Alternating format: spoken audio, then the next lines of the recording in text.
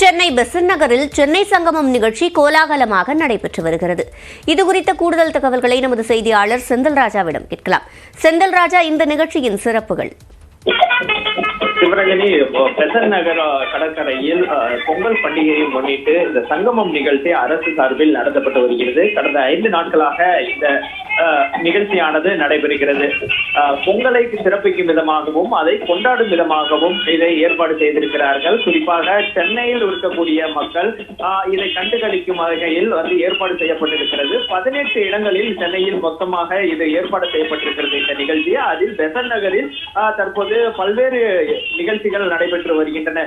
மாலை 6 மணி முதல் 9 மணி வரை நடக்கக்கூடிய இந்த நிகழ்ச்சியில் பல்வேறு கலை நிகழ்ச்சிகள் நடத்தப்படுகிறது. ஒயிலாட்டம், கரகாட்டம் உள்ளிட்ட பல்வேறு பாரம்பரிய விளையாட்டுகள், கலை நிகழ்ச்சிகள் நடத்தப்பட்டு வருகிறது. இதை கிட்டத்தட்ட ஆயிரக்கணக்கான மக்கள், பொதுமக்கள் தினந்தோறும் கண்டு கழித்து வருகிறார்கள். தொடர்ச்சியாக மக்கள் வந்து கொண்டே இருப்பதை நம்மளால் பார்க்க முடிகிறது. அது மட்டும் இல்லாமல் இங்கு வரக்கூடிய அந்த பொதுமக்களானவர்கள் முழுவதும் இந்த நிகழ்ச்சியை பார்க்கும் வகையில் தான் அவர்கள் கண்டுகளித்து வருகிறார்கள்.